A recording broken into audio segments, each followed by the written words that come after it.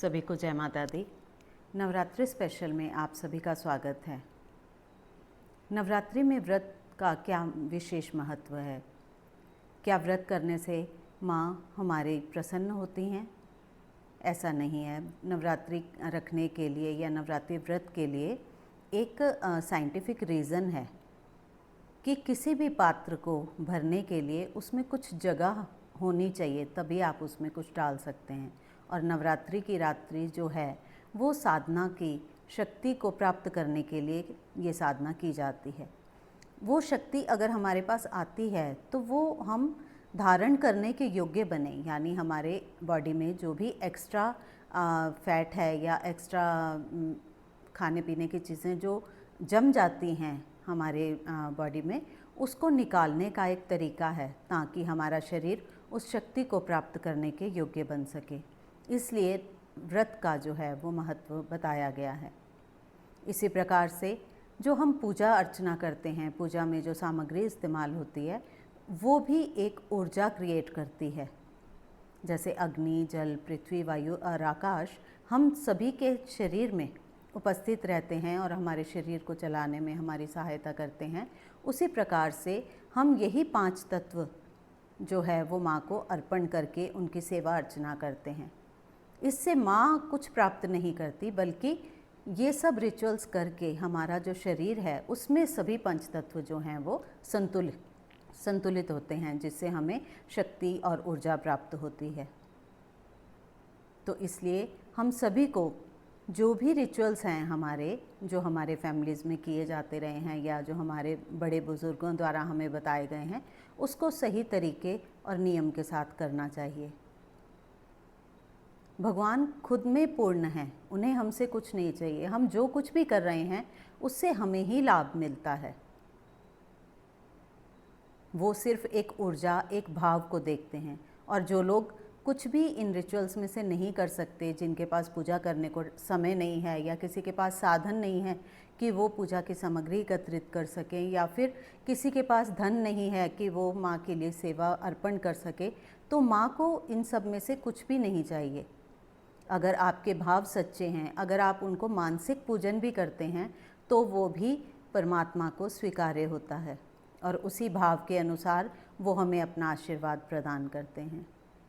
इसलिए कोई भी व्यक्ति जो माँ की सेवा करना चाहता है, उसके लिए उसके साधनों का होना ज़रूरी नहीं है, उसके भाव का होना बहुत ज़रूरी है। इसी प्रकार से जब हम घट स्थापना करते हैं तो घट स्थापना के लिए भी हम सबसे पहले मिट्टी बिछाते हैं, यानी कि अर्थ एलिमेंट के ऊपर हम जौ बीजते हैं कि उसके अंदर हम बीज का रोपण करते हैं। ठीक है, तो जो बीज रोपण हो गया उसके ऊपर एक पानी से भरा मटका रखा जाता है, जो कि हमारे बॉडी में जल तत्व जो है उसको रिप्रेजेंट करता है। उसके ऊपर हम पत्ते अगर लगाते हैं तो वो वायु तत्व है। और जब नारियल रखा जाता है उसके अंदर का जो खाली स्पेस है वो आकाश तत्व है। इस तरीके से, और जो नारियल है वो हमें ऊर्जा प्रदान करता है और वो अग्नि रूप में देखा जाता है। अग्नि के लिए हम ज्योत भी माँ के आगे प्रज्वलित करते हैं, तो वो अग्नि तत्व को बैलेंस करता है। तो इस प्रकार से हम माँ की चौकी सजाते हैं जब हम घट स्थापना करते हैं, या फिर हम माँ की जोत जला रहे हैं, या हम खुद व्रत कर रहे हैं। ये सब जो नियम हैं वो हमें हमारे शरीर को बैलेंस करने के लिए ज़रूरी हैं। इसमें भगवान हमसे कुछ मांग रहे हैं या चाह रहे हैं, ऐसा बिल्कुल नहीं है। वो तो हमें दिन रात बांटने के लिए, वो माँ हैं, वो हमें देने के लिए बैठी हैं। बस हमारा भाव क्या है और हम उन्हें कैसे पूज रहे हैं, ये ज़्यादा महत्व रखता है। इन पंचतत्वों को स्थापित करके आजकल कई बच्चे जो हैं वो नवरात्रों को एक साधना का पर्व या शक्ति का पर्व ना समझकर त्योहार की तरह भी मनाते हैं कि हम पूरा दिन व्रत रखा है और कुछ ना कुछ खाते ही रहते हैं। तो उससे क्या होता है कि हमारा जो पर्पस है व्रत को रखने का या शक्ति को अर्जित करने का, वो पूरा नहीं हो पाता।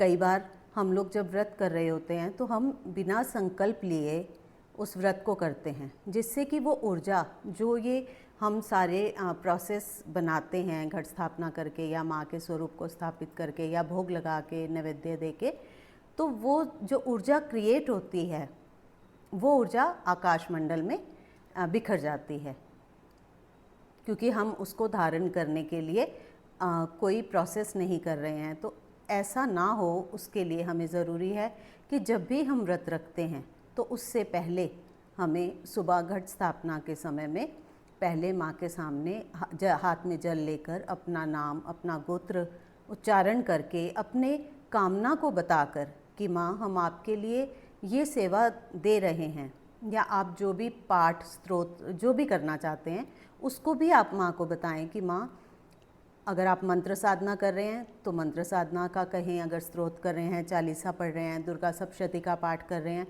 एनीवे जो भी आप माँ को प्रसन्न करने के लिए स्तोत्र, स्तुति, पाठ या मंत्र जो भी कर रहे हैं वो आप उसको बता के माँ को कहें कि माँ मैं ये आपके प्रसन्नता के लिए और अपनी इस कामना की पूर्ति के लिए ये जो मंत्र या पाठ है उसे मैं करूँगी या करूँगा। जितने दिन के लिए आप वो चाहते हैं, जितने दिन का आपका व्रत का निश्चय है उसे आप बताएंगे और माँ के आगे अरदास करेंगे कि माँ मेरी इस कामना को पूर्ण करें, और वो जल माँ के हाथ में छोड़ देंगे या माँ के चरणों में छोड़ देंगे।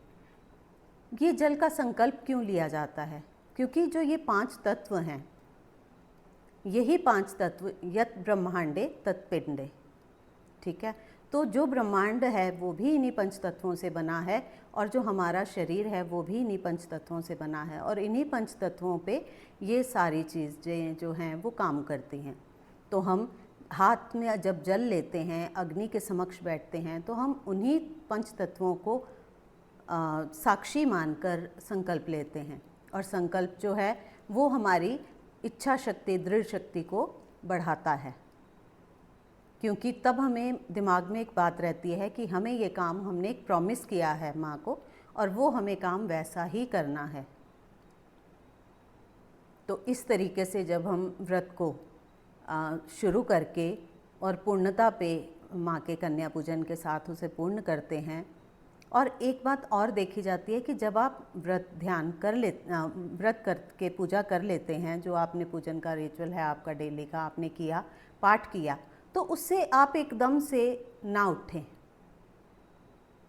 थोड़ी देर के लिए आंखें बंद करके अपने इष्ट का स्वरूप अपने मन में या थर्ड आई पे बना के आप वहीं पर बैठें, बिना कुछ बोले, बिना कुछ मांगे, सिर्फ उसके चरणों में आप ध्यान करें।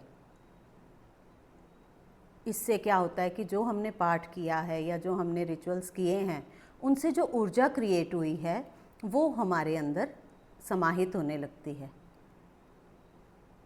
और ये ऊर्जा हमें अपनी इच्छा शक्ति को बढ़ाने के लिए, हमारे जो संकल्प है उसे पूर्ण करने के लिए, या हमारी जो एनर्जी है वो एनहेंस होती है इससे। तो इसी शुभकामना के साथ कि माता रानी सभी की इच्छाएं पूर्ण करे और आप लोग बिल्कुल सही तरीके से व्रत को पूर्ण कर पाएँ,